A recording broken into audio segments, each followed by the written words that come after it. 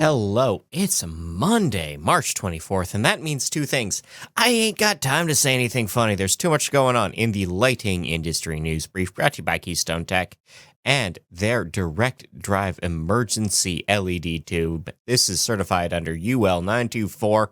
Again, great formatting, great use of connectivity, great testing options, and still with the Keystone Color Select. That's light made easy. That's KeystoneTech.com, or the link in the description, if you please.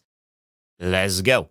UL has released, that's Underwriters Lab, has released the 1474 standard, which is revisions for track lighting coming online.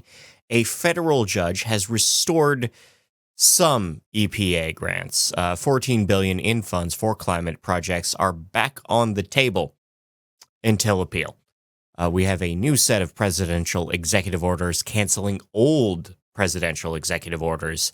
Ones of note for nailed members are there is a change to minimum wage for contractors. There is a cut to support for domestic solar manufacturing. There is an ending of encouragement of global worker rights. There is a cancellation on a registered trade apprenticeship funds, as well as training programs for clean energy workers. On the tariff side of things, tariffs are cutting into venture capital funds for the horticultural sector. Canadian manufacturer Del Vero has paused all work for now. Border States has issued a supply chain update. Coronet plans no price increases for now. And Current raised their prices again, twice in 1 month. Twice in 1 month at Current. The ACEEE has released their annual state energy efficiency scorecard, which is to say all states have been ranked on how well they are using their energy. Number 4 will surprise you. We have a new rare earths mine in BC, Canada. A quantum critical metals will be digging for germanium, gallium, and zinc way up north in the BC interior. Eternity is expanding their HQ with $2 million in space for Deer Valley, Arizona.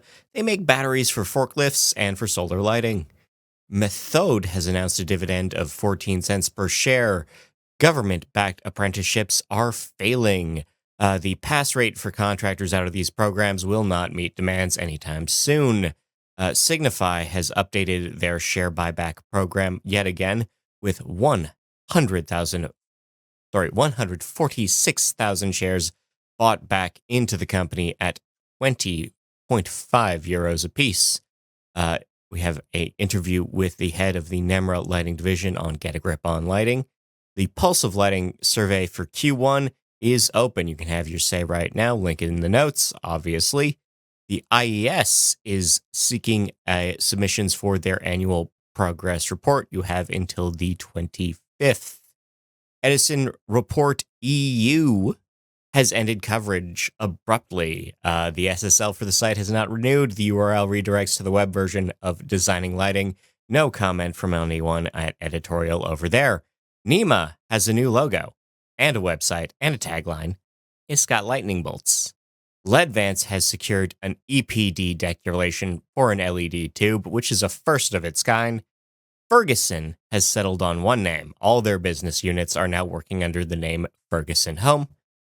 Electric Supply of Tampa will be also operating under a new name. They are now working as World Electric, a Sonepar company. Circular Services has broken ground on a new space with 120,000 square feet in e-waste management planned for North Texas. Google has sold off its VLC company. Terra was aiming to make long-range laser internet connectivity operational and profitable, possibly for smart city reasons, but now it's operating on its own. DSG has bought a new facility with 30,000 square feet in Ames, Iowa. Home Depot has debuted a new product line of dumb-ish bulbs. EcoSmart bulbs come in a bunch of formats, and they will switch brightness and CCT on a physical switch. Artificial Sky has debuted a ceiling. This is a circadian lighting solution that covers your entire ceiling. This is color tuning, brightness adjusting, and it's real big. Real big. Don't want to deal with the e-waste on that. Rockwell has been named one of the world's most ethical companies. This is a certification that comes when executives complete a training course from a company called World's Most Ethical Companies. United Electric Supply has been named a top workplace by USA Today. Border States has named 4 vendors of the year. In legal news, the U.S. Patent and Trademark Appeals Board has confirmed the dispute between DMF and Elko. The recessed lighting case in question may proceed. Signify and Keystone have settled in principle in their LED IP case. And UK courts have ruled on DW Windsor and Urbis Schrader. This is a anti-climb feature for exterior lighting. The case will go ahead. In event stuff, we have a online certification course in light and human health presented by the Icahn School of Medicine at Mount Sinai. It's this fall. Reg is open now. Reg is also open for IES 25. That's August 21st to 23rd in Anaheim, California. Euroloose has announced their fall schedule. That is an April event in France. And we have new IES webinars announced. This is a once-a-month series talking about computer vision, the business case for treating staff respectfully, LM85, and glare. NEMA has issued a lighting control user interface technical report. This is a full 15-page report on what people are doing to control their lights in smart and dumb ways. It's available to the public. The 100th product has been certified by WeSunFan 1.1. This is the Smart City option building up its base. As of March 28th, Amazon Echo will send everything you say back to HQ to help train its AI. Hey Alexa, where's the nearest e-waste recycling depot?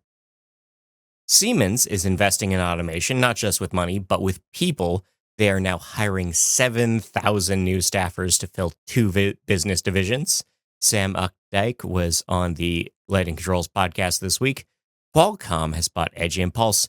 No details on that AI-related acquisition. Philips Hue has fully dropped into the Samsung SmartThings ecosystem with 155 products ready to go. Pomona, California is connecting AI to their traffic cameras. This is a smart city traffic signal safety management project. We'll see how that goes. We have a similar case going ahead in Hoboken, New Jersey, but they're just testing it out at one park, Church Square Park to be specific. And Google has bought Wiz. This is a cybersecurity firm, and they closed that deal for $34 million US. In things we can learn about, new developments, we have a new metric for circadian rhythm effects. This is a new study from Helsinki proposing a measurement they call Rev-ERB alpha. And now I have to go record a bunch of new stuff for Darkness Restoration 1. Thanks, Sweden.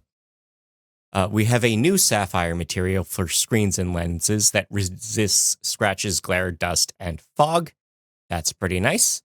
We have a new shortwave infrared tool to measure tissue hydration or medical devices. We have teeny tiny plastic beads, absolutely tiny plastic beads that could generate electricity.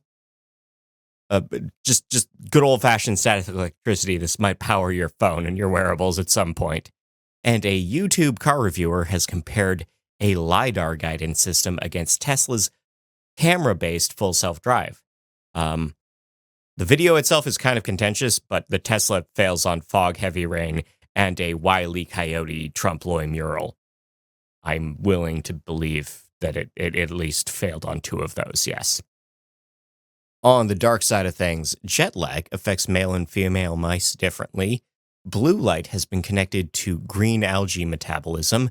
The ESO, the European Space Organization, has confirmed that the Chilean observatory way up in the mountains that no one is supposed to go is now under threat from the light of an energy project. Philips Lighting has received recognition from Dark Sky International for a streetlight product.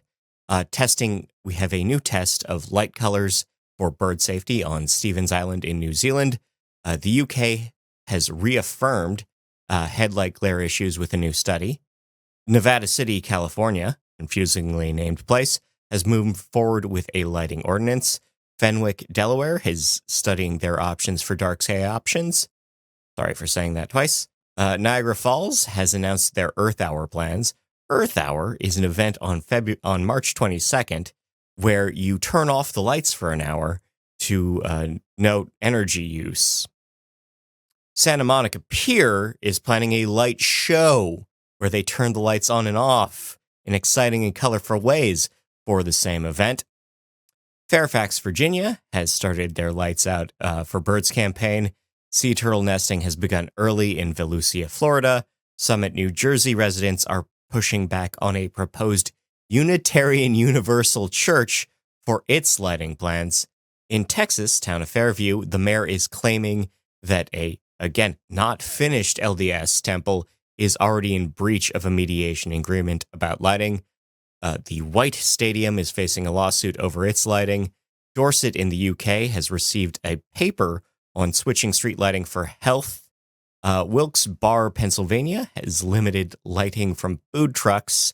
Rockwood, Ontario is building new welcome signs with responsible lighting in mind. And a New Mexico rancher is building his own border wall with stadium lighting.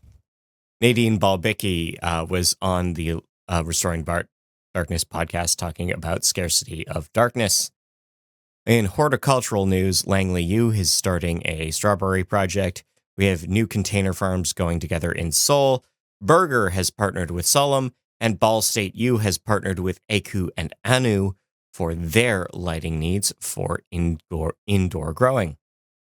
In recommended reading, all these links are on nailed.org, as well as more. We have flipping the old fixtures from the Brooklyn Bridge.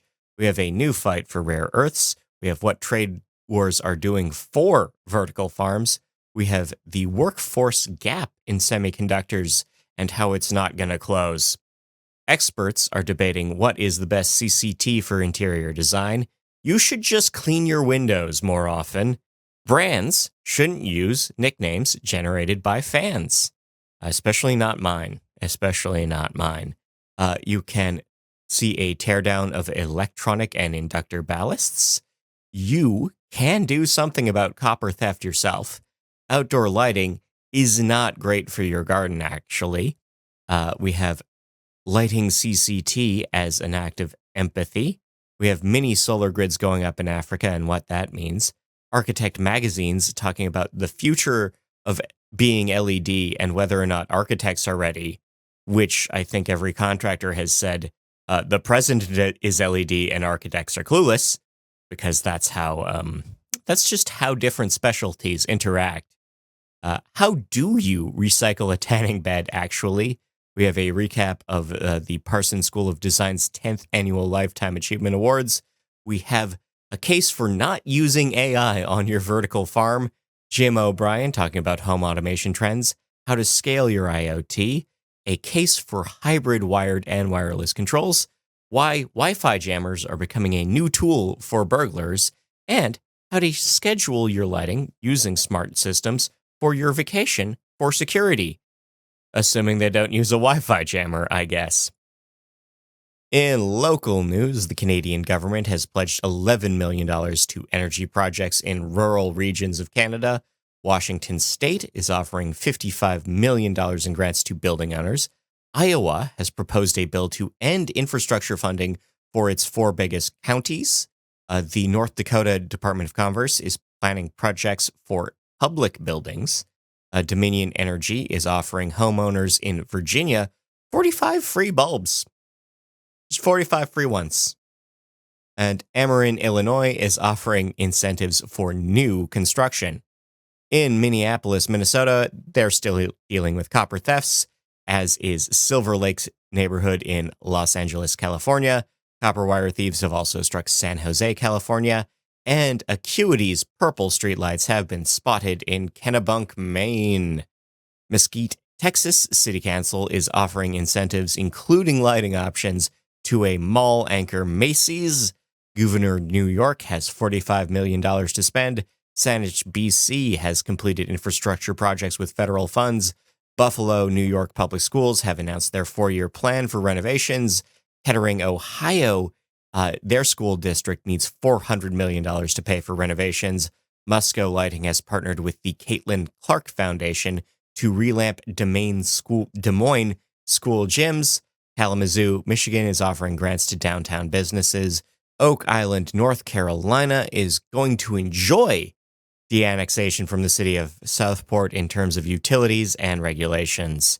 Fort Walton Beach in Florida is renovating parks. Springfield, New Jersey has completed a sports field lighting project in their parks. Lingonia Valley, Pennsylvania, YMCA is seeking funds for renovations. We have a GoFundMe for lighting repairs at the Minnesota Museum of Fishing.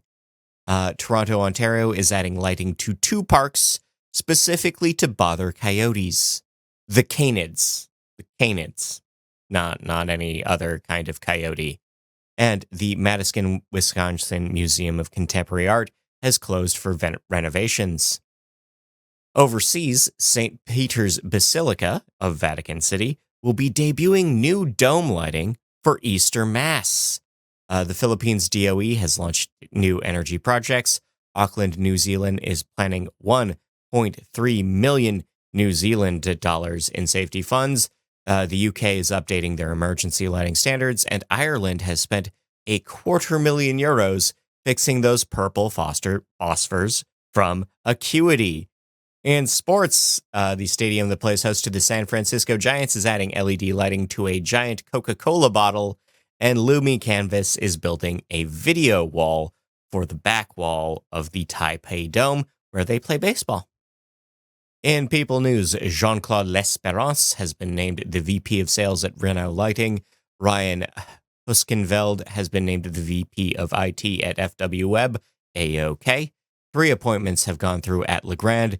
Joe Grinstead has been named the VP of Business Development at Convey. Stacy Stalinsky has been promoted to the VP of Business Transformation at Sonepar. Dean Taylor has joined the board of the Controlled Environment Agriculture Association.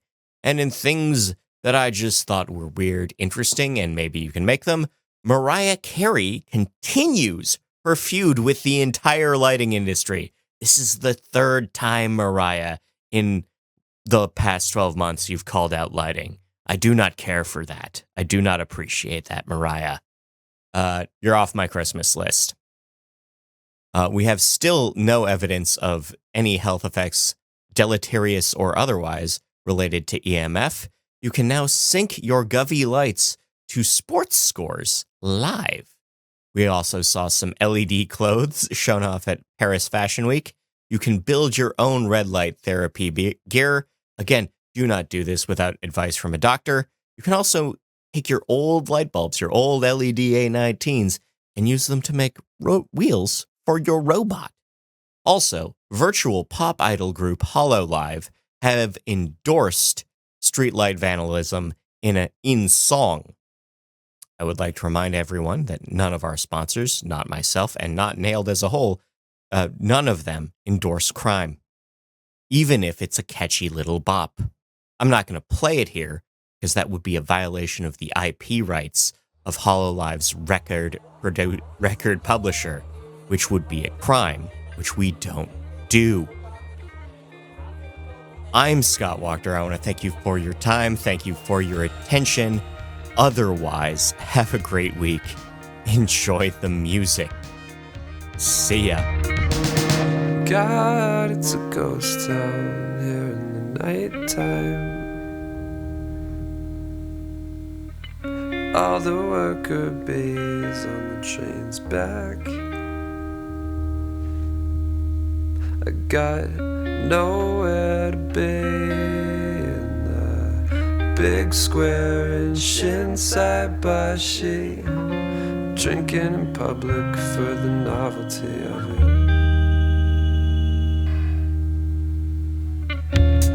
They're just waking up stateside. Yeah, I'm umbrellas in the evening rain, and they walk like we all walk back home. It goes right foot, left foot, ain't no Tokyo.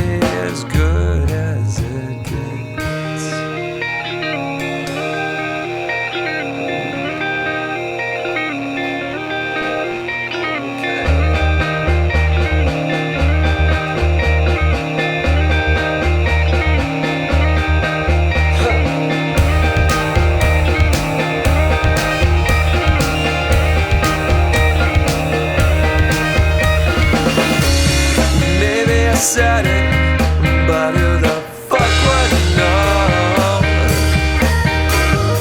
This castle's for the kids freestyling outside.